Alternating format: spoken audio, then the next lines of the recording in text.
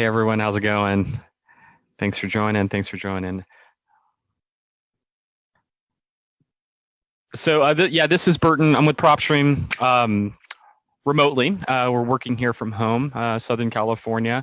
If you guys have been following the news, you'll know exactly why we're working from home. But that's the reason why we're having this webinar.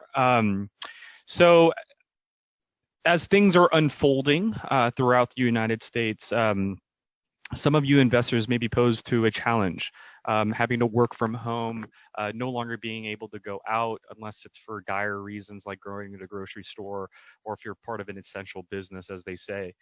Now, to all of us, real estate investing is essential.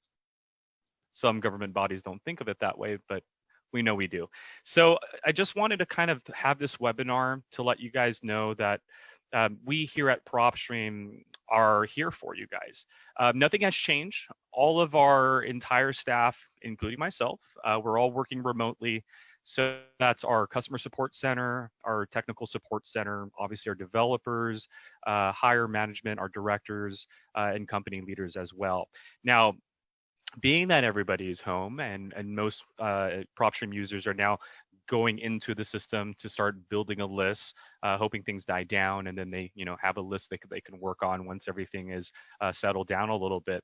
Our call volume has increased a little bit, so do bear with us. We have implemented some new help tools for you guys. So not only can you call our customer support line, not only can you email us, we did enhance our help section. So we included a much more enhanced help section there, showing just a few, but we do have a video library in there for you guys as well. We also implemented a call log. So as you're calling in, if the line volumes are pretty high, essentially you'll be able to apply your information on this call log and our support staff will give you a call. So just to let you guys know everything on our end, we're doing good. I know you guys have been, reading articles. I myself, tons of businesses are closing down due to this coronavirus. Employees, unfortunately, are suffering. They're being challenged either by not getting pay or obviously not having a job anymore. Just to let you guys know, that hasn't impacted us at all. We're here to make sure that you guys are constantly supported. So if you still have questions, you have technical issues, anything, make sure you guys reach out to us and we're here to help. But again, the idea for this webinar is to essentially let you guys know that while you're at home, it in theory it is a benefit, and our product can definitely help you by preparing for when things settle down. So, as an investor, it's crucial that you think ahead, right? If you don't, you can easily miss some upcoming opportunities. So, as of a short time ago, the economy was booming. Like literally it was booming. We had record low unemployment rates, record low foreclosure filings. As a matter of fact, you might have thought for a second that in such good times that things might have slowed down for a wholesaler, for a flipper, and other types of investments or investment strategies. But in reality, it didn't. I know most of us had this feeling that in the back of our mind that there was actually an increasing uptick in the investment activity nationwide, right? Most of us thought, we're mentioning corrections and stuff like that, but we knew there was this upcoming uptick, right? A lot of us were doing really, really well. We still are doing really, really well. But now comes along the coronavirus, right? It literally throws a wrench into the whole machine. And with looming uncertainty, right? People are hunkering down, businesses are closing. Many, many people may be potentially losing their jobs. And unfortunately, some may potentially lose their lives as well. But here's my point. When you put all the facts together, the logical conclusion is this. When you combine an already booming real estate investment market with an influx of additional inventory supplied by motivated sellers, chances are investors who are educated and prepared will do well, right? And my goal today is to help you get ready to find the most motivated sellers using Propstream. Again, most of us right now are sitting at home. Driving for dollars may not be an opportunity. Homeowners may not be willing to speak to us face to face. So this is why I'm doing this webinar. I want to show you guys how in this very moment, you're able to use Propstream to still maintain your business and still get these leads generated and still get these contracts signed and properties flipped. So without further delay, let me go ahead and jump into our product. I'm going to show you guys, I'm going to screen share my product for you guys so you can see all that good stuff that's happening, and then we'll take it from there. Okay, guys? So hang on just a second here while I get my screen over to you guys. All right. Let me make sure I log in here. All right, so here we go. You guys should be seeing my screen in just a few moments here. So being that most of us may be obviously sitting in our homes for the next few days, weeks, who knows when, hopefully not too long. But this would be a great opportunity for me to share with you guys the lead generation system of our system of our product, right? A lot of people do use our platform to type in a specific property and then run comps on that property to get an ARV, to look at the lead information, see what types of encumbrances are on type of the property, the mortgage. So we do have that aspect. A lot of people do use our product to analyze a specific lead, but our product can also be used to generate leads, right? So before I get into explaining how to find effective leads, I do want to show you guys 4 ways to search a given market. So I figured this is probably the best place to start, is how do I search a market? And so there are 4 effective ways to do it. The first way is to search an entire county. So when you go into the search bar, best thing you can do is type out the name of the county, like let's use Harris County, Texas, for example. Type out Harris, the name of the county. You can put a comma after that, space, TX for Texas, and then the system's going to ask you, do you mean Harris County, Texas, or Harrison County, Texas? In this case, I mean Harris County, Texas. And when I click on that option, it's going to show me the 1.4 million records that I have access to go through right now.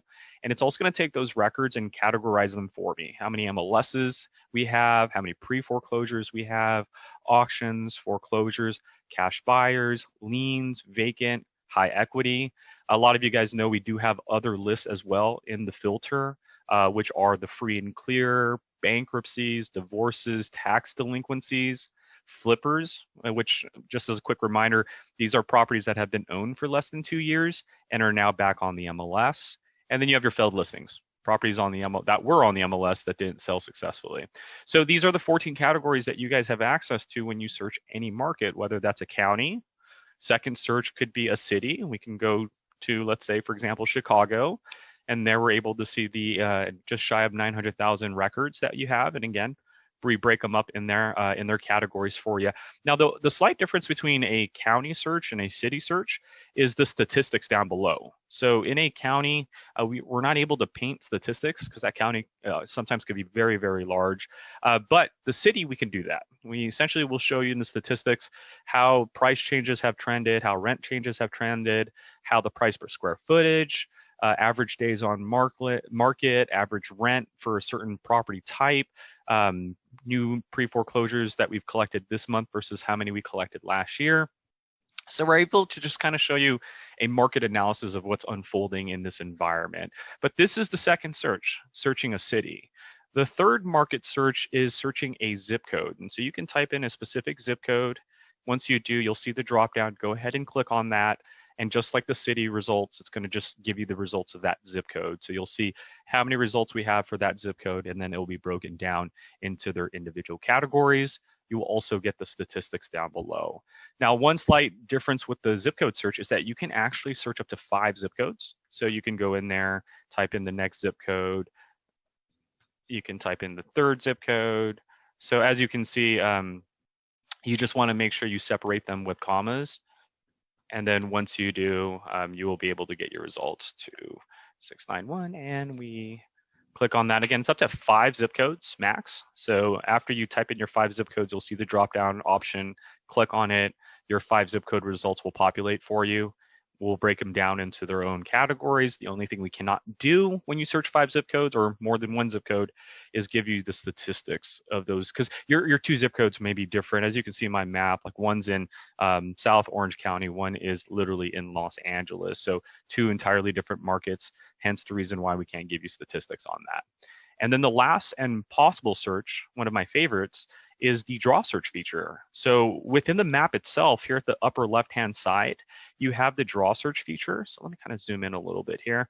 So the draw search feature allows one to actually draw out their own shape. So you can actually zoom in onto LA County, and you can use the draw search feature. And the way it works is that you're going to actually, again, draw your own shape. You're going to left click and let it go, right? You're not dragging the map or anything. So what you're going to do again is you're going to find a starting point. You're going to left click and then let it go. And then you're going to be able to create that first border. So what I'm going to do is I'm going to follow the 605 freeway here down to the 22, head east up to the 5 freeway, and then follow along the 5 up to the 91, and then back over here to the 605. So now that I've created my shape, I can go ahead and hit search or enter on my keyboard, and voila, you're going to be able to get your results within this given area. Now, do be aware that this isn't designed to search an entire region or half of the state or the entire state. This is designed to search at a zip code or a city level, within a city level. So if you're doing the draw search feature and you immediately get no results found on the right-hand side, your shape is too large. So you might want to just tone it down a little bit, and just, again, make sure that it's within a workable environment or workable size, and then you'll be able to get your results. So as you can see here, kind of a little large, but it's doing its thing. Thankfully, it hasn't given me no results found yet. It should, in just a few moments, give me my results. Now, these are the 4 searches that you can do: county, city, zip code up to 5, and then the draw search feature. Now, with the draw search feature, there's actually a little add-on to it. I wouldn't say it's an add-on, but I like to say it's a luxury to the draw search feature. But within our draw search feature at the opposite end of the map, actually, we'll just ignore it and not let it clear through, is our analytics page. So our analytics is here at the upper right-hand side, and it's our heat map. So you can see 4 categories: estimated value, and within estimated value, you have some subcategories like estimated value, which is the first one. You can see estimated value per square footage. And as you make your selection, you'll see that the legend will change. So right now we're looking at estimated value. Red represents 1 million or more, light blue represents 100 or less, and everything in between. So here in Southern California, you can see that most of the $1 million properties are like in Santa Monica alongside the beaches and whatnot. But you have estimated value per square footage. And again, that will change your legend. You have estimated value per lot square footage, estimated value per bedroom. The next category will be MLS stats. So you can see square footage based on the MLS data, lot size based on the MLS's data, bedrooms, listing prices, and even listing prices per square footage. You can also look at price growth, which is the third category, and you can see how this environment has grown over the last month up until the last 5 years. And so as you can see here, the red represents 100% growth, light blue represents some losses. Not too frequently you're going to see some losses, but you can see that there's been a lot of growth near the heart of Los Angeles. And last but not least is rental values. So here you can see rental prices. Red represents properties that would rent for $5,000 or more every month. Light blue would represent 500 or less, which will never happen here in California, and everything in between. And then you have rental prices per bedroom and rental prices per square footage. So these are the 4 heat maps. Why is this a luxury to the draw search feature? Because you can use them together. Like, show me how this area has grown in 5 years. I found a really solid market here, lots of growth. I now can use the draw search feature and have Propstream just look in this environment here, hit search, and it's only going to give me the results to this environment. So here I can see the 35 MLSs, the 17 pre-foreclosures within this area that has had 100% growth over the last 5 years. So these are the 4 ways to search market. And this is last one, the draw search feature. This is how to search using the heat map to identify, again, little hot pockets within the city or the zip code that you're in, or even the county that you're searching. So now that you guys are aware of like the 4 different search types that you can perform, these are going to lead into generating a list, right? So again, 2 different approaches to Propstream. You either have a lead already and you need to go type in that address. So you can type in the address in the search bar and then you'll be able to get the details of that property. Or again, as I just showed you, you're going to search an entire county, you're going to search an entire city, and you're going to be able to get all the results that we've collected for you. And again, we've been collecting data for 15 years. You're going to be able to see all the high equity properties, all the free and clearing properties, and whatnot. Now, let's talk about lead generation, right? So as we discussed earlier, we are in some very new situation, right? This is unprecedented and nobody's ever thought we would be where we're at today. But unfortunately, this will cause a ripple in our industry. Unemployment will increase. Unfortunately, pre-foreclosures will increase. Liens will probably increase. Bankruptcies and all that stuff will increase. So before I talk about effective lead generation, let's put ourselves in the homeowner's shoes. And in order for me to explain that, I kind of mocked up this graph for you guys to kind of understand how I've always looked at data. So when I put myself in the homeowner's shoe, I understand that as a homeowner, there are three potential categories I could be in, right? And that first category is good, meaning I have no issues, right? I'm paying my bills, I'm paying my taxes. There is literally no reason for a person like me to, who's in the good status, to want to sell a property at a discounted price, right? And usually the categories that are within the good status are cash buyers, high equity properties, free and clear, even in those flippers that we have, people that are buying properties and flipping it. Now let's ask ourselves, why are these people in the good status? So let's say you're a cash buyer. You go and buy a property for $250,000 because you got a killer deal on it. And then I'm a wholesaler, right? So here you are, you just bought a property for $250,000. I then call you a week later and say, hey, I'd like to get that property you just bought for a lot less than what you bought it for, right? Because I got to get my discount in there as well. You're going to hang up on me. You didn't just pay $250,000 for a house just to then sell it to someone like myself for $180,000. It makes no sense. And this is why usually wholesalers and fix and flippers don't really focus in the good area. Like, you're not pulling cash buyers to find discounted properties. You're pulling cash buyers to inevitably offer them discounted properties, right? Same goes for high equity, free and clear, and people that are flipping properties, right? There's really no need for them to want to give out their property at a discounted price. Now, some of you, I know some of you guys are raising your eyebrows like, well, no, I always use high equity properties as my lead source, or I do free and clear. And you're absolutely right, not saying that you can't do it, but little do you know what most of us are doing is that we're adding a filter to it, or adding some sort of layer to that high equity or free and clear. And the most common one is a high equity that's vacated, or a high equity property that's an absentee owner, or free and clear property that's vacated, or an absentee owner. And so when you think about that and you're like, yeah, you know what, I do that. I do high equity vacant, I do free and clear absentee owner. What you're really doing is you're looking for the next category, which is what I call the right? So these are the three stages. You're good, you have no reason to sell a property at a discounted price. But then things happen, right? You know, like, it could be a bankruptcy, it could be a divorce, it could be that you're not answering your mail anymore. It could be that you're a tired landlord, you've owned a property for many years and it's no longer cash flowing.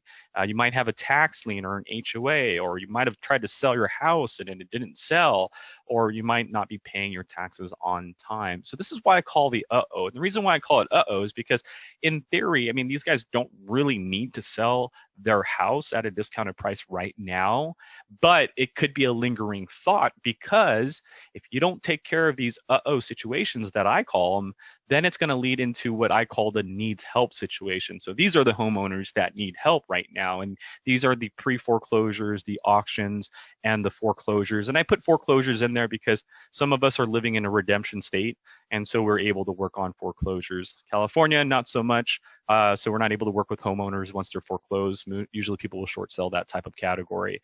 But when you understand these three situation, that a homeowner, when they first buy a property, they're good, but over time, if they're not paying their taxes, or if there's a divorce, or they lose their job, which essentially could be happening now, they're going to end up going into the stage. And then if they don't take care of that scenario, then that's going to head into the needs help. Now, I want you guys to understand this, because this is going to be an effective understanding. This is going to help you understand how to effectively approach the data, or build a lead. So when we investors are taught to go find motivation, or go find a distressed homeowner. A lot of us are looking to build a list, and I have this philosophy, and it's called a lead is not a list.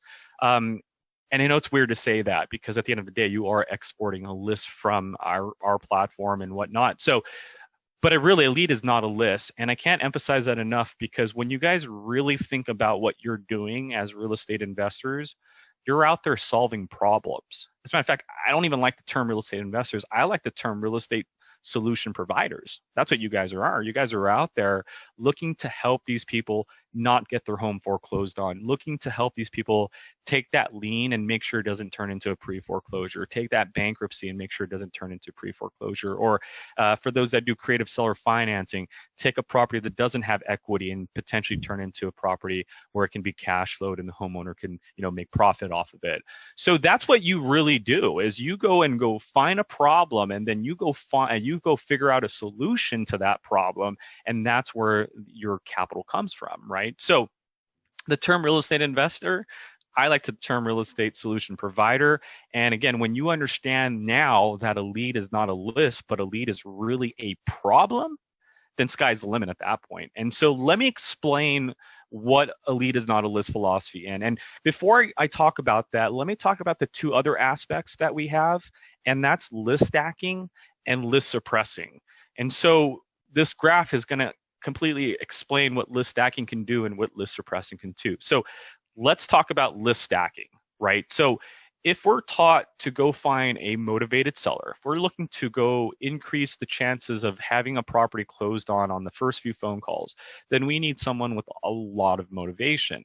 Now, when we understand this graph, when we understand that the areas that have the highest motivation is the area where they need the help, pre-foreclosure and auction, or pre-foreclosure, foreclosures and auctions, then let's start there, right? So in this example, I'm going to go into Chicago, and I'm going to look at the 63,000 or 6,300 pre-foreclosures that they have. Now, right now, I can go through them manually. I just don't have the time to do 6,300 results.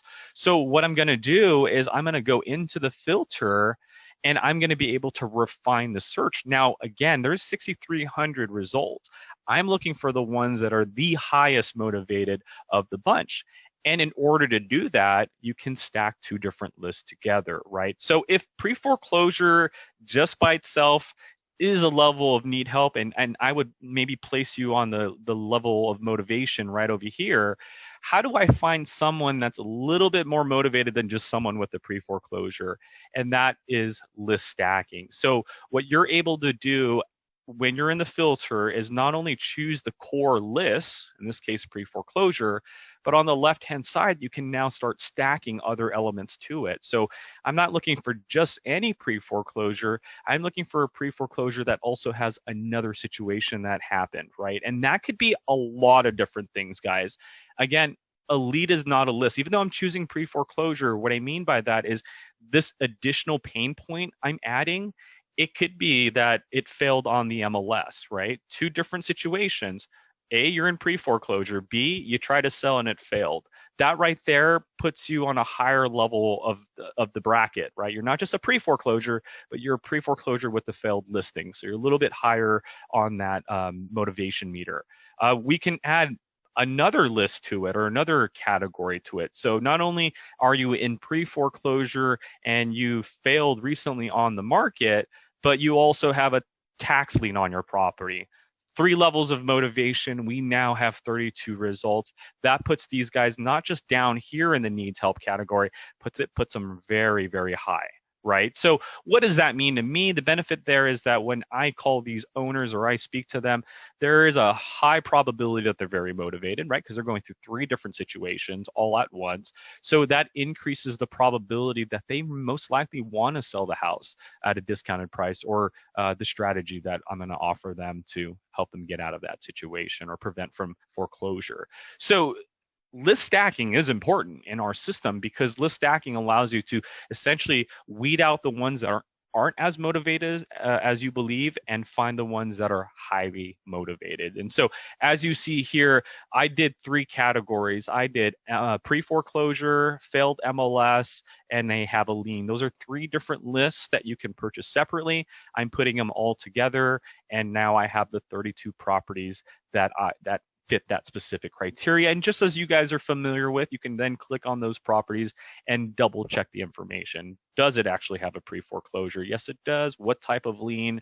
And then the MLS detail. You can even call the agent and see the listing history, see if there's been price changes along the way. So again, this is just the amount of details that we've collected all coming together at once, and then we give you this layout. But because we do this, this allows you to go into our filter and use those details to find those little neat hidden gems, or the ones that are, again, in this case, highly motivated. So now that you know that you can stack criteria and increase the level of motivation, I wish you guys take advantage of that and run with it. But let's face some realities, right? I've heard a lot of investors, they'll call in and they'll ask for advice, and I'm always willing to give that advice. But the one common thing I do hear a lot is, hey, you know what? I saw that pre-foreclosure thing that you did in stacking, but at the end of the day, pre-foreclosures are very competitive in my market. Every single owner I call, they usually hang up, or they're already upset because so many people have called them, or they've gotten so many voicemails. So here's my advice. I usually tell them, don't let that stop you from doing it. Still do it, right? You just got to get a little bit more creative. Maybe, change the color of your postcard, or change your voicemail, or, knock on the door if you can. Well, probably can't do it now, but the idea is, when you're in a very competitive environment, creativity is a must, right? So you might need to get a little bit more creative. But this transitions into the next thing that I was referring to, which is list suppression, right? So if we are, let's say, in Miami, Florida, and I know I'm just jumping around, I just want to kind of show you guys what you can do anywhere. I don't know where you guys are at, but let's say you're in Miami, Florida, and in Miami, Florida, I mean, there's thousands of investors, I would assume, but of those thousands of investors, only 4,400 pre-foreclosures that we all can go after right now. And so again, the reality is, when you're in these high motivated categories, they're very competitive. And why is that? It's because you're going to get those big discounts, right? Like, someone is in a very distressed situation, again, maybe in pre-foreclosure with a bankruptcy. So the lenders are like literally knocking at the door, about ready to foreclose on it. So a lot of people like the needs help. And you guys, when you first started, you might have done that. You might have just gone straight to the pre-foreclosure lists. And the reason you did that is because it's going to have the big discounts, faster closing, because you're trying to beat that auction time. But the reality, it is very competitive. So again, my advice is, don't not do it. You should still be doing pre-foreclosures and auctions foreclosures. But the reality is, as you're doing it, creativity will increase because it's a very competitive market here. So list suppression allows you to circumvent that competition. And list suppression allows me to say, hey, you know what? If pre-foreclosures, or if liens, or if this or that is very competitive, well, I don't want those results at all. So I'm going to give you guys an example of how to find a property that's not in the need help category, but they're in the uh-oh category, but they have the higher probability of going into the need help. And this is going to be a combination of list suppressing and list stacking as well. So let me go ahead into Propstream and show you exactly what I mean. So if in Miami, pre-foreclosures are very competitive, the first thing I'm going to do is go into the filter, and I'm going to go to the pre-foreclosure and foreclosure section, and I'm going to suppress that category. So Propstream, please exclude any foreclosures from my results. So now we're down to just shy of 500,000 properties that aren't in pre-foreclosure.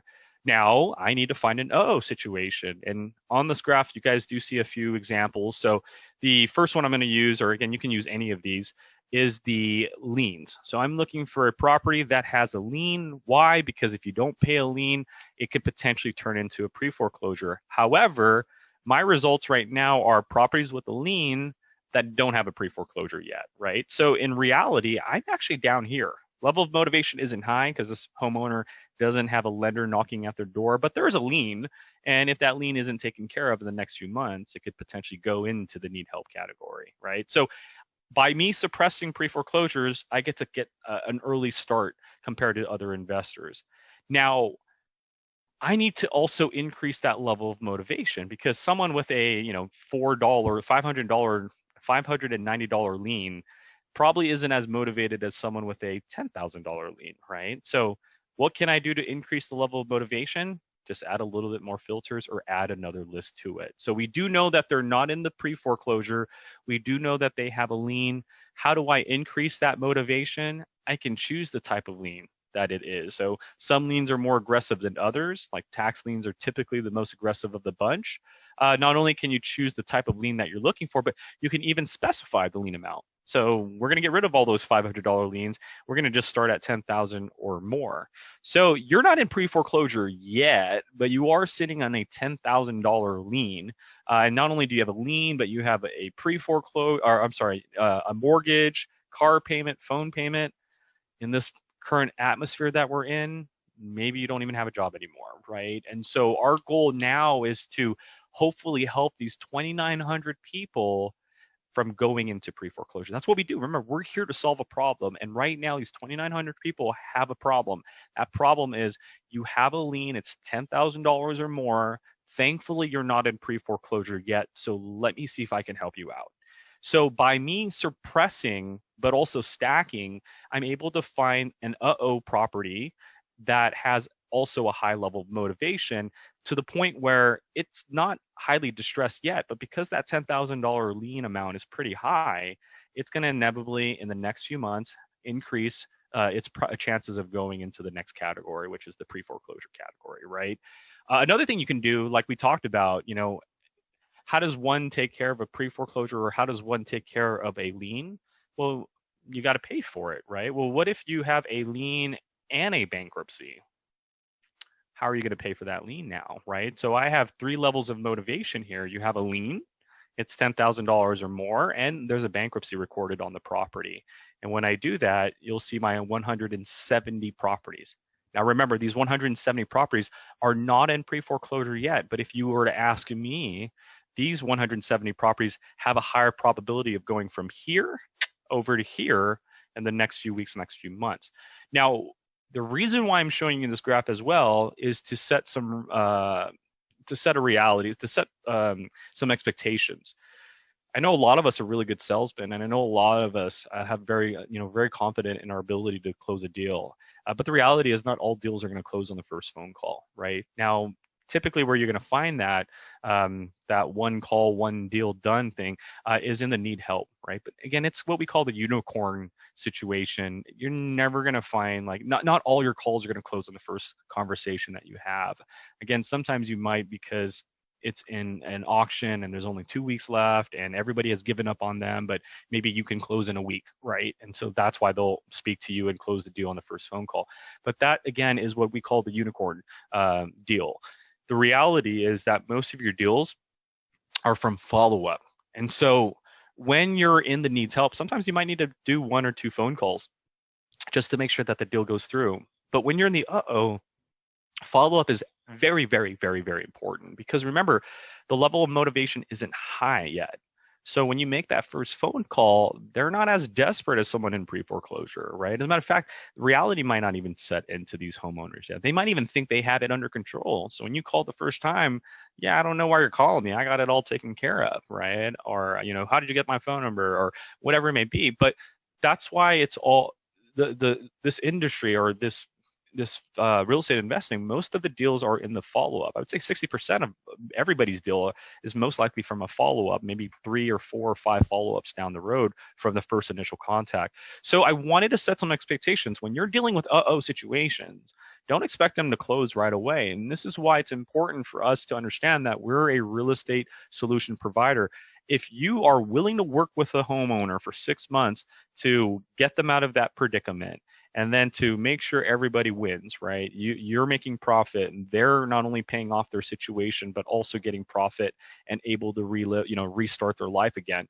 Then that's the win-win. I've talked to investors nationwide, and some are have dealt with deals that took more than a year, right? Because they had to get multiple signatures because it was a probate or whatever it was, right? So guys, just understand that not every deal is going to be an like one call and done type of thing. Some deals are going to require multiple follow-up. So when we are suppressing records or suppressing these highly motivated areas, these leads are going to require multiple follow-ups. So you're going to have to make that first contact. They're probably not going to be interested in selling at a discounted price. So a month later, you make the second, still not interested. 3 months later, you make that call and they might know your name, but they are still not interested. And hopefully by the fourth or fifth or sixth follow-up, they're done. They've taken care of that situation. So maybe that fourth follow-up is our last follow-up. And I'm hoping, when I call you, you're going to tell me that you've paid off that lien. You're going to tell me that, you got a new job and you're no longer bankrupt anymore, or you're getting out of the bankruptcy, because that's what I want to hear. But if on the fourth or fifth follow-up, that's not the reality, then I and the homeowner, or you and the homeowner, know that the next step is most likely a notice of default. So if the homeowner realizes that, they may just deal with you right then and there on that fourth or fifth follow-up, because you've been following up with them for months. And the idea was you wanted to get them out of that pre-foreclosure, right? And they're going to see that, hey, here's a guy or gal that has been calling me for the last 4 months, and he or she has been warning me about, going into pre-foreclosure, and that they can help me from that, right? Or if the homeowner still ignores you and they end up going into default, well, guess what's going to happen when they go into pre-foreclosure? That's when a lot of the other investors are going to start calling them, right? Because this is when the motivation is that much higher. So even if the homeowner ignores you and then they end up going into pre-foreclosure, that homeowner is going to get bombarded by postcards, bombarded by ringless voicemails, bombarded by emails, bombarded by door knockers. Now, when you call, your number is recognizable because you've been calling them for the last 4 months, 5, 6 months. And so when you call, even though they're in pre-foreclosure, your number is the most recognizable number of the bunch, right? And at this point, the homeowner knows, yeah, I'm in trouble. I should have probably listened to you a lot earlier. But that's not the case. Everyone's calling me. I don't trust them. They should have been calling me a long time ago. You've been working with me for a long time. You seem very genuine. Let's, go to the kitchen table and let's talk something. So this is why I wanted to explain to you guys why list suppressing is as important as list stacking, because list suppressing will allow you to essentially get ahead of the curve a little bit, deal with homeowners that just got into a situation, right? And again, in this very moment that we're in, we might start seeing bankruptcies start getting recorded in your neighborhood because people have lost their jobs. You might see a lot more vacant because people aren't renting. You might see liens because people haven't, paid their contractors or their taxes because of the challenges that we're facing with job or unemployment right now. So list suppressing, guys, is as important as list stacking because you're able to, again, beat out competition. Now, the third thing I want to leave you off with is back to my philosophy of a lead is not a list. Now, what do I really mean by that? What I really mean is that a lead is a problem. So when you understand that philosophy, that I'm actually out there to go look for a problem that that I need to solve in order to, and that's solving could be a subject to strategy, creative seller financing, it could be wholesaling it, fixing and flipping it. So when you're looking for a lead, you're really looking for a problem. And so in theory, a lead is not a list. And what I mean by that is that in our system, you can go into, let's use another city. Let's do Riverside, where I'm at. So Riverside, California. Let's look for there we go. So when I'm in Riverside, California, most of us are taught, hey, go get a list of motivated sellers. So we go get the pre-foreclosure list, we go get the bankruptcy list, we go get the tax lien list. However, a lead is not a list. And what I mean by that is in our system, you can suppress all those lists that others are looking for, right? So if you're looking for a vacant list, I'm gonna look for an occupied list, right? Because you guys are looking for vacant properties. I'm looking for an occupied property then. I'm trying to stay away from my competition, right? Another thing that people don't realize is that when you're doing MLS, that's also list suppressing. So that's what I'm going to do. I'm going to stay away from anything on market while you guys are looking for things that are on market for 120 days, or it's on market because it failed. I'm looking for anything that's just not on MLS, right? So I'm, again, trying to stay away from what other investors are looking for. The next category is pre-foreclosures. Since a lot of you guys are looking for foreclosures and pre-foreclosures and auctions, I'm looking for none of those. So show me a property that's not in pre-foreclosure, that's not on the MLS, and is not on the vacant list. Next category would be the lien, bankruptcy, and divorce status. So I know that some of you guys are pulling tax delinquencies and liens and divorces and bankruptcies. So I'm going to stay away from you guys. I want Propstream to suppress those records. No liens, no bankruptcies, no divorces, none of that stuff. And last but not least, depending on my strategy, if I'm going to wholesale it, I need equity. So I'm going to put like 50% in equity or more. Or if I do subject twos, maybe I'm going to put a high loan to value ratio. So again, I just suppressed every category that most of you guys would be pulling. And I'm looking for property that's not in any of these other categories, but has 50% in equity. Now, where is my leverage? What is the level of motivation that I'm looking for? If I'm suppressing all these categories that are quote unquote lists that show motivation, well, how are you finding motivation? Well, I'll show you my level of motivation here. And my level of motivation is that you're an individual, right? And you've been owning this property for 15 years. And not only have you owned it for 15 years, but this property is built in 1970 or before. And not only is it built in 1970 or before, but it's a non-owner occupied property. So you don't even live in it. You're not even registered and live in it. It is occupied, maybe because there's a tenant in there, but it's a non-owner occupied property. So there's a tenant in there. So I'm not looking for any vacant listings like you guys are. It's not on the MLS. It's not in pre-foreclosure. It doesn't have a lien, a bankruptcy, or any of that stuff. But this property is like 60 years old now. So it's maybe falling apart, right? And again, I don't have the luxury to go driving for dollars, but I'm using the details to my advantage. I'm using it as my leverage. And to add another thing to it, what I'm going to do is I'm going to say not only is it non-owner occupied, but you live in a whole different state right now. So not only do you live in a different state, but it's a 60-year-old building. You're not in any other public records. So there are 151 properties right now in my city that are 60 years old. The owner doesn't even live in the same state. He's owned it or she's owned it for 15 years or more, and they're not in any of these public records that you guys are used to. This is what I would call a tired landlord. I don't know about you guys, but these are the ones I would call and see what their plan B is. Is this a property that you're going to continue cash flowing? Is this a property that you're going to pass down to your kids? What, you don't have any kids? Well, what are your plans for it? And now we're able to take, hopefully, that conversation to the kitchen table. So what I'm explaining to you guys is that some of these leads aren't as obvious as a pre-foreclosure. Like I just literally suppressed every record and looked for a 60-year-old building owned by an individual who doesn't live in the same state. That's my pain. That's my leverage. So when I'm calling the owner, that's the leverage I'm using. Hey, your property is really old. And have you considered doing the roof? Owner might say, you know what, I don't have the luxury, or I don't have the time, or I don't have the money to, do a new roof. Well, you know what, me and my team can take care of that for you. So I'm showing you guys that, again, if you understand the philosophy that a lead is not a list, you're going to be able to find these hidden gems that people are overlooking because they're used to pulling a list. So I wanted to emphasize that. Once you understand that, sky's the limit. I mean, you can go in the system and say, hey, you know what about the people in Riverside that have 3 mortgages? Because 3 mortgages could be an issue, right? Especially if all 3 have like an adjustable rate mortgage, those rates could go up, especially with what's happening right now, right? I mean, 3 mortgages, maybe all 3 you're paying $1,900 a month collectively for all 3, but if they're adjustable rates and things start adjusting pretty soon, your $1,900 a month could end up turning into $2,400 a month, and now we're faced with some issues, right? So when you understand that you could go into our filter and reverse engineer this system, and what I mean by that is your job, again, you're a solution provider, your job is to go in here and build the problem that you can solve.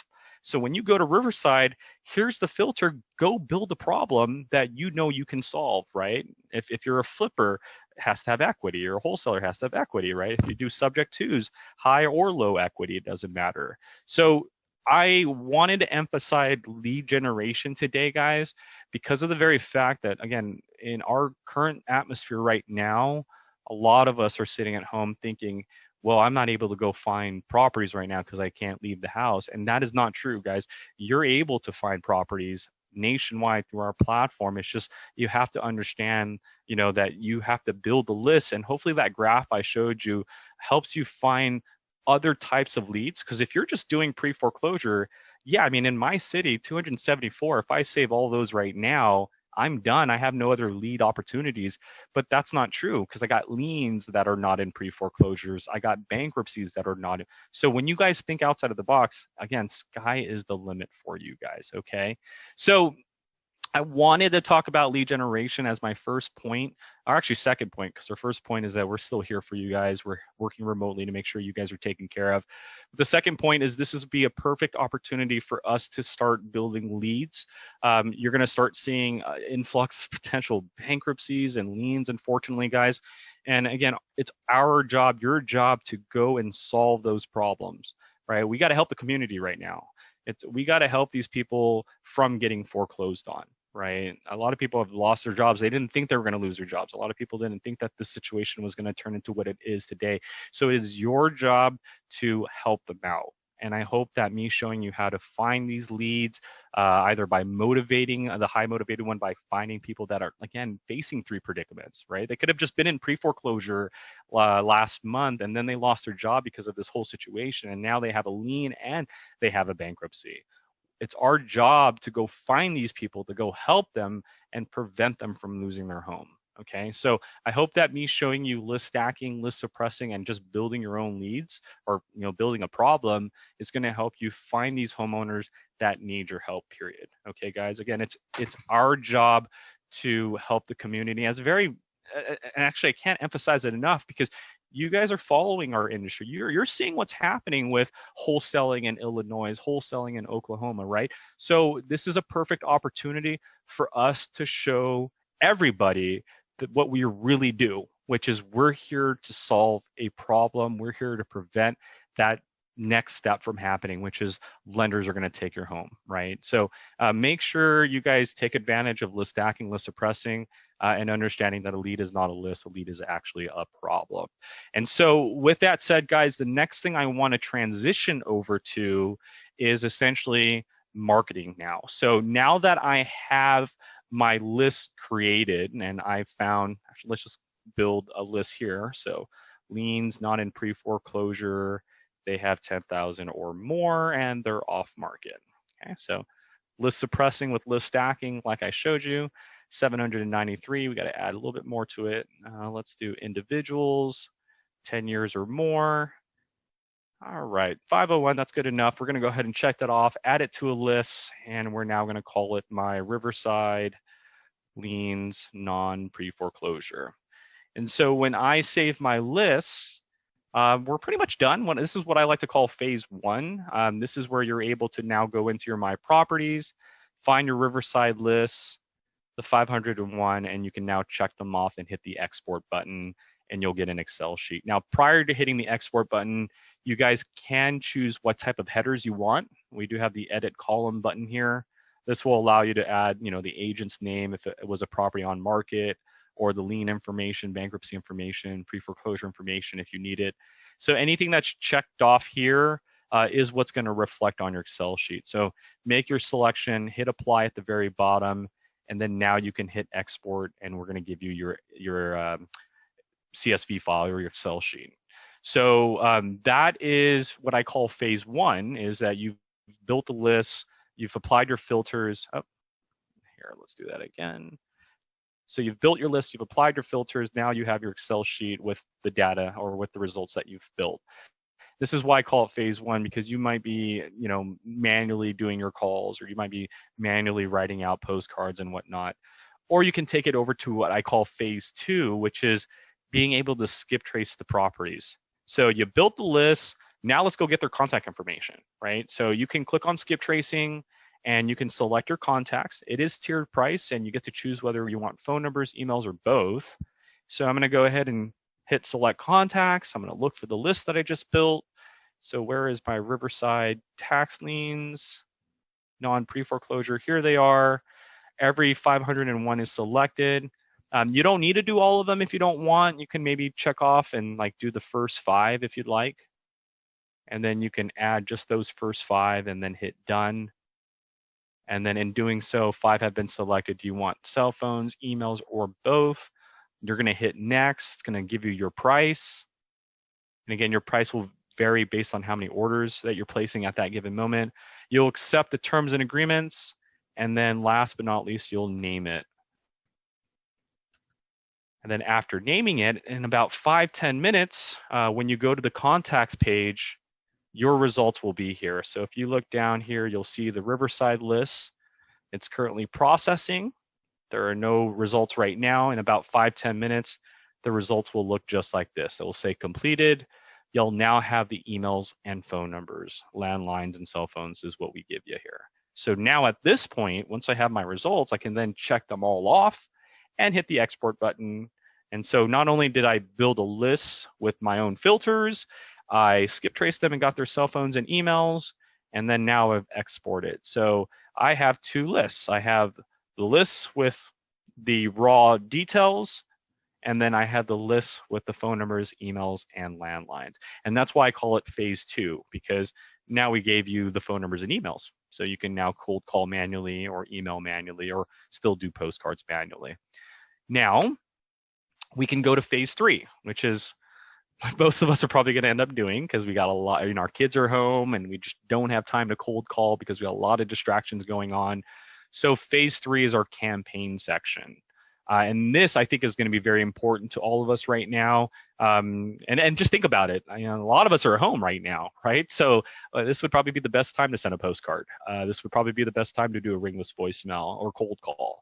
You're going to get a lot of people at home right now. So again, there are opportunities in a situation that we can look at as a negative situation. So when you are in the campaign, what I call phase 3, what you want to do is just start a new campaign. So you're going to start a new campaign. You're going to name that campaign Riverside Liens Non-Pre-Foreclosure, and then you're going to choose that list. Now remember, you can choose the original list that you saved, the original marketing list, or if you scroll down further, you're going to want to make sure you choose the skip tracing list, right? Because they're 2 separate lists. One's the raw data, one's with the phone numbers and the email. So here are my 5. You can add more than 1 list to market to if you'd like. And then after you name it and you choose your list, go ahead and hit save. And you've now successfully created your campaign. Now, when you create a campaign, you get a free landing page. That's the first thing we want you to do, set up the website. Or you can skip it and go straight into the postcard, voicemail, or email. Or you can go hang out at the dashboard, and this is our dashboard here. So the dashboard lets you know the name of the campaign, when it was created, how many people are in your campaign, whether your website has been set up or not, and then you can then send postcard, ringless voicemails, or emails. Now, as you can see over here, I have several different campaigns. Each campaign has a different amount of people within that audience, but that was the goal, is that no 2 campaigns are the same, right? You might have a campaign for buyers, you might have a campaign for tax liens, and so we don't want you to put them all in one campaign. You want to separate them. So that way you have a website for your buyers, you have a website for your tax liens, you have a website for so-and-so. So every time you create a campaign, it was designed solely for that marketing list that you just built moments ago. Okay, so this is why I call it phase 3. I built the marketing list. I got the phone numbers and emails to that marketing list. I've now started a campaign for that marketing list. And here they are, 5 people. First thing I want to do is set up a website. And so when I set up a website, what we want you to do is create a name for that website. So you'll have the website URL and the website name, which as you can see matches here. So you can type it and build some credibility. Burton helps with liens, right? Liens and maybe pre-foreclosures. That's a very long name, not that I would expect him to remember that, but again, you can get the idea of how you can build a long name. Maybe just put your business name or your first and last name. Contact email. So I don't know if you guys can see the application hovering here in the back, but on your website, sorry for the distractions, on your website, there is an application. So if your 5 leads or your 100 leads go to this website, they'll be able to fill out that application and then you'll get an email notification. Now that email notification is the contact email. So where would you like us to send these applications to if someone filled it out? So that's the second step. Third step is, would you like us to save your design? And then the last step is, do you want to start with a blank website or a predefined website that we have here? And so here's a predefined website. We give you a background.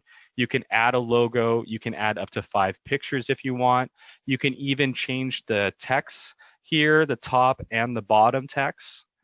This is your little preview. You can hit preview to see it on an actual web page and there with the application. And if you like it, like if you're done editing it, done putting your photos, right now it's not an active website and your URL is not going to work, but you can now hit publish and it is a live website. So you can now actually click on that URL and this is your actual website for this particular marketing campaign. So that's the first thing we want you to do, is create that splash page. That way you don't have to give out your phone number or your email. It's just, hey guys, if you want me to help you or you want this contract I have, fill out this form and then I'll give you a call. So first thing we want you to do is create the website. Once you're done with that, you can hit back and then you can send your 5 recipients a postcard. And the postcards, you'll have 2 avenues. You can choose our predefined postcards. So if you choose predefined and hit next, you can choose any of our several dozen postcards for you to choose from.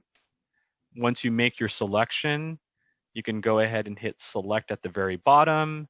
Here's your postcard, and these postcards are dynamic. So as long as you have your settings information filled out, it's going to take your profile information, it's going to put your name, your phone number, the city that you're in. It's also going to take the people that are on your list, their names and phone numbers and mailing addresses, and put it on the postcard as well. So all I did was create a postcard, choose a predefined one that has these dynamic codes on it. Now when I hit print and mail, those codes actually disappear. So you won't see those codes anymore. Do you want to save your design for future use? Name it, check it off if you do. When you hit save, all those coded lines are gone. This is actually what your postcard is going to look like. And it's going to even, again, have the owner's name in there, your name, and your address as well. And then here is the costs. You're just going to check off these boxes, make sure everything looks good. And then when you hit place order, we're going to send them out for you guys. So we don't send them to you. They go straight to the mailing addresses of these homeowners. And so that is the postcard. And that's if you're using a predefined one. Now, some of you guys are going to want to create your own postcard, or you have a postcard that you want to upload, and that's fine. If you want to do that, go to the start with a blank postcard option. And when you go there, you can hit next and you'll get the front and back side. So here you can upload the front design, or you can go to advanced edit and use our editing features here on the left side, like change the background if you want to create your own postcard. You can upload a background image, you can upload a logo if you want. You can even like put your own messages in the postcard if you need to. So you have the header text, body text options here. Once you fill out the area that you want to type, your text editor box is down here. So you can change the font size. Hello. Oh, let me change the font size here. Hello, Mr. and Mrs. And you even have those insert fields like our templates do, right? So you can use this insert field option and do owner full name. Hello, Mr. and Mrs. owner's full name. And what that's going to do is it's going to automatically put the people on your list on your postcard automatically. It can even do that for your own profile. My name is insert field, my full name. And here at the top, it's going to automatically put my name on there. Or give me a call at, and then my business phone number here. Another thing you can do too, I like is let me go here.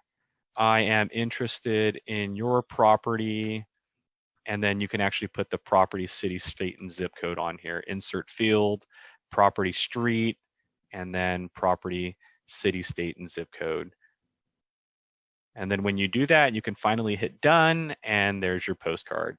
So this one needs a little bit editing here. Okay. So that way you guys can see. So you see these coded lines, they're not here on the actual postcard. So when I hit print mail, the coded lines disappear. This is actually what it's going to look like. The coded lines pieces all the puzzles together. Your profile information, the owner's information, and puts it all together for you. And then now you can make sure it looks good, and we'll send it out for you guys. So this is advanced edit, or again, you can hit browse image and upload the design that you've been using for quite some time now. That is our postcard. Again, a lot of people are going to be home now, so make sure you take advantage of that. Ringless voicemails. So simple, it's 4 easy steps. Step 1, again, this is a ringless voicemail, so they just get a missed call notification and a voicemail gets delivered. So step 1 is what call number do you want to appear on the missed call notification? Do you want your business number? Do you want your cell phone number to appear? If you don't have one yet, just hit add edit caller ID and just type in that phone number. So here's a fake one here for you guys I can put. And then I want to hit save, and that's the phone number that's going to appear on the caller ID. Select recording. So if you don't have one uploaded, you can add and edit one. You're going to name that recording. So tax lien recording. And you can upload your own file. Just make sure it's in a WAV format, or you can hit create new recording. And when you hit obtain audio pin, we're going to give you an 800 number that you can call and a pin number. So you can just use your cell phone to do the recording over the phone. Once you are done with that recording, hit save new recording, and your recording will be stored in the drop-down menu. And then step 3, scheduling. So the way that scheduling works is that we send it the same day that you place the order. So if today's Thursday and I place the order, the calls will go out between 9 and 5 today. So first thing I want to do is name the schedule, for example, weekend schedule. And then if I place the order today, it's going to go out the same day that I place it. But I'm trying to send it out on the weekend. So how do I block Thursday and Friday? Make sure both time blocks are the same. So if I change this 5 p.m. to 9 a.m., the system will say, hey, we can't deliver it. You're not giving us any time. And I can repeat that process again and again. So I can go to Friday and do it again, 5 to 9. Or vice versa, again, as long as the numbers match. So if I do like 9 and change it to 5, it's the same thing. So what I'm going to do is I'm going to block out all the weekdays, and that leaves me only with the weekend schedules. So even though today's Thursday and I place this ringless voicemail, so they won't go out today, they will not go out tomorrow, they'll actually go out Saturday between the hours of 9 and 5, and I have a 13-hour window, so I can go from 8 a.m. all the way down to 9 p.m. if I need to. Once I create my schedule and name it, I'm going to go ahead and hit save, and then your schedule is stored in the drop-down menu. And then last but not least is how many calls a minute. So the reason why we give you all these other dates or schedules is like, let's say I make the calls today from 1 to 5 p.m. and I have like 100 calls to make. And at 5 p.m. when we stop making calls, there's still 20 people left. The 20 remaining will pick up the next available schedule. So those 20 will pick up between the hours of 9 and 5 p.m. How do I prevent it from spilling over? Like, what if I want all the calls to be made on Saturday? How do I do that? And that's step 4. How many calls a minute do you want us to make? So we can make 1 call every minute, 10 calls every minute, or we can do up to 30 calls every minute. My rule of thumb is if you do 30 calls a minute, expect 30 phone calls back every minute. So if you don't have the luxury to control that, you might want to tone it down a little bit, okay? So 4 steps: apply your caller ID, apply your recording, choose your schedule, choose how many calls per minute, hit save and activate, and then you guys are good to go. And then the third and final marketing element is the email marketing. So first thing you can do is name the email marketing. This is just for you and you only. I like to put numbers. This is just so if I log in next week, I know, oh, hey, I did number 1 already, got to do email number 2. So first one is just for you and you only. We want to know what you want to name it. Next is the subject line. So you can do things like, hey, I buy houses in cash, right? Or I help with pre-foreclosures. Something that's going to get them to click on that email. And when they do click on the email, they're going to read what you have to offer, read what you have to say, and then they can click on the Learn More button. And if they do that, we can redirect them to the website that you created at the very beginning of this campaign, or you can redirect them to your business website, your Facebook page, whatever it may be. The third option is delivery date. You want us to send it immediately or at a later date? So you get to choose there. And then you have the email enable email template. So do you, again, want us to save your design? If you check it off, we will store it and store it with the other templates. If not, we won't save it at all. And you can start with the blank template, or you can start with an email template. And so when I choose a template, and you can see it's very similar to my website setup, banner, top logo, bottom logo, you got a header text, a body text. Slight difference is that you have up to 5 different layouts that you can choose from. Once you select your layouts and edit your email, you can email it to yourself to make sure you get to see it before everybody else. And if you like it, you can hit publish, and your email will now be sent out to your marketing group. So this is what I like to call the 3 phases of our system. Phase 1 is that you're searching a market, you're building a list, and then you're saving it and then exporting it. Phase 2 is that you did that. You built a list, you saved it, and then you skip traced it, and then you went into your contacts list, clicked on your skip trace list, and your results are there. Now, typically results are about 5-10 minutes unless you have thousands of addresses. Like, again, this was the 5 that I did. They're already done. I was like 15 minutes or less, only because I went through the campaign. But that's phase 2. Build a list, skip trace it, you got the results. Now you can check them off and hit the export button. Or phase 3, which is I built the list, I got their phone number. Now I want to send a postcard, a ringless voicemail or email. And the campaign part is the part that, again, you're going to have fun with the most, because you can do as many elements as you need, especially in our situation now where you're going to be at home trying to get a hold of the owners. This would be a perfect time for postcards, ringless voicemails, and email marketing. So I wanted to take this opportunity to let you guys know we're here to support you, that business can still be maintained accordingly. Just make sure you're effectively building the right lists. I hope me showing you list stacking, list suppressing, that a lead is not a list philosophy can help you build more list types, or essentially generate more leads that you never thought about. And then skip tracing is going to be important, as well as marketing. Now, before I let you guys go, I do want to wrap it up by talking about the List Automator feature. So it's a new feature we just launched last month. List Automator is an add-on feature. You can find it in the settings under add-on services, and here it is. So what is List Automator? List Automator allows you to do one of 3 things, or all of it actually. And I think this is like a revolutionary tool. So the 3 things that it will do, and actually List Automator, once you add it, it's embedded in your My Properties page. So the first thing it's going to do is it's going to now give you 10 new boxes here at the top, starting with vacant all the way to bankruptcy. So when I build a list and I click on my list now, it's going to tell me of my 2,100 addresses in this marketing list, it's going to sort them out into these categories. Here's how many are vacant. Here's how many have high equity, low equity. Here's how many of them are in pre-foreclosure. So I'm able to isolate the more serious opportunities within a list without having to run the search again, right? So out of my 2,100 results, 5 of them have an auction. These 5 probably need to be culled right away. Now, not only do we give you these 10 categories, but these 10 categories can be refined even more. So when you choose your list, without having to run another search, you can build a list within a list. So of my 2103, 2100 have high equity. I can now click on this edit button here, and I can refine that high equity box. So I'm not looking for just high equity. I want all the non-owner occupied, individually owned, high equity properties. And so when I hit apply, it says, okay, well, there's 91 in that case, right? We went from 2,100 high equity results to me adding a few extra filters to it. And then Propstream says, okay, well, 9,100. Meanwhile, the original list was never deleted, still stayed 2103. But I was able to isolate opportunities within the 2,100. And here are the 91. I can now check them off and put them in a new marketing list. So not only can you refine these 10 boxes that we gave you, heck, you can even replace it completely. So what you just saw me do was refine it, but what if I don't like high equity properties? I just want to replace it with liens and bankruptcies. So I'm going to go here and call it the lien and bankruptcy list, right? So bankrupt. So not too many characters. So, and you can summarize it.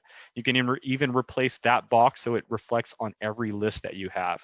But in this case, I'm looking for the liens with bankruptcies. And then I'm going to go ahead and hit apply.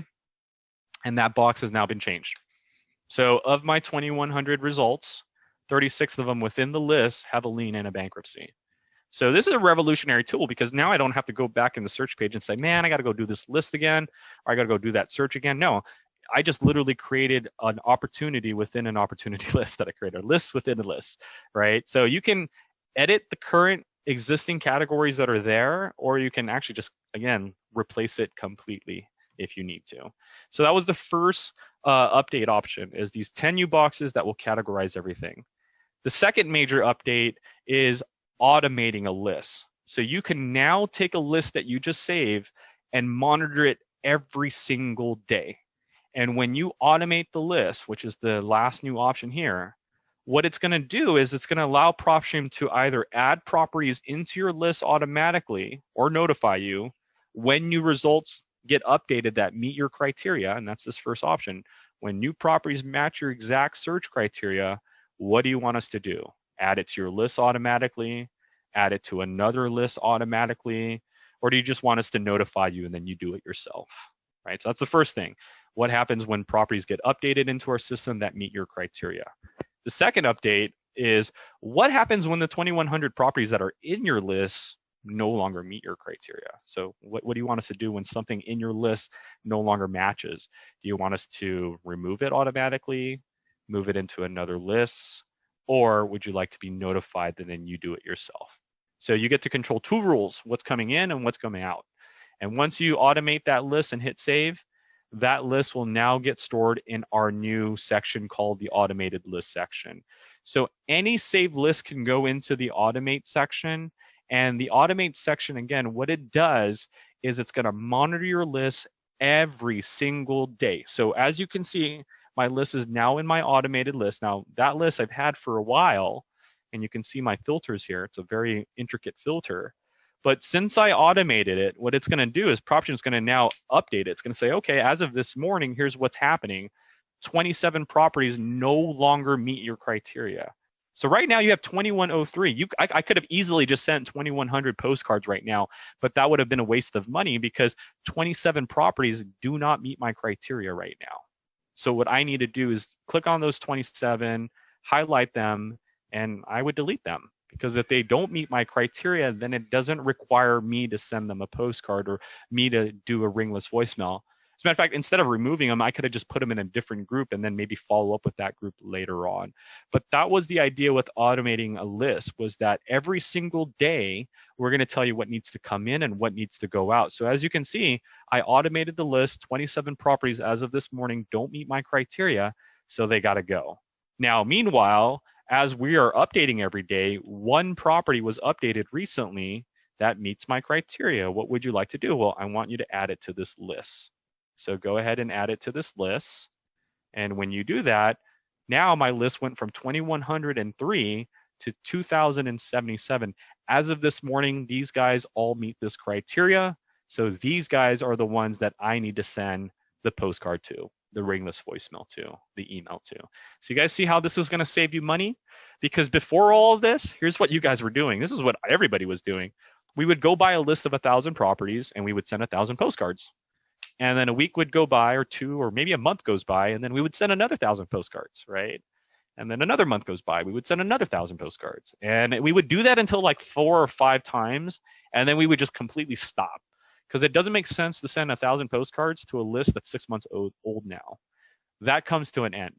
Because as you guys saw, the first time I built the list, it was 2,100 postcards that need to be sent. Today, 2,077 postcards need to be sent. So you can see how this is going to save you guys money. So that is the second major update with List Automator. The third and major update is the most revolutionary one of the bunch, and that is to be able to upload a list into our system. So for the first time ever, guys, you can import an outside list into Propstream, and we're going to give you all of our data. So just to show you guys here, let me break this all down. Don't need these Excel sheets. So I have a driving for dollars list. I have nothing but addresses, no owner names, none of that stuff. So I can take this driving for dollars list that you guys see here and go into Propstream and import it into our system. So now when I import, and that button's right here, import lists, I can choose my file after I follow steps 1, 2, and 3, and I'll be able to import that list. I can call it whatever I want. So my Orange County driving for dollars list. And when I hit save, Propstream's gonna take my Excel sheet that I just uploaded and connect all of our details to that Excel sheet. It's gonna tell you how many properties we were able to find and so forth. So in just a second, Propstream says, okay, the 260 properties that you just uploaded, 252 have been successfully matched, 8 did not match properly. I'm gonna download that report because it's important for me and my team to know which ones failed. So you're gonna see which ones were successful, which one failed. It'll tell you why, 2 matching properties. It's probably because it needed like an apartment number or a unit number. Like you can see here, this one had a unit number, and because of that, it was a successful match. So some of them will need unit numbers, but we will show you what's success and what's failed for you to identify those capability, or do a little bit more research and then re-upload them. But 252 of the 260 have been matched. Now I got to go find my Orange County driving for dollars list. There they are. All 252 properties now have details, guys.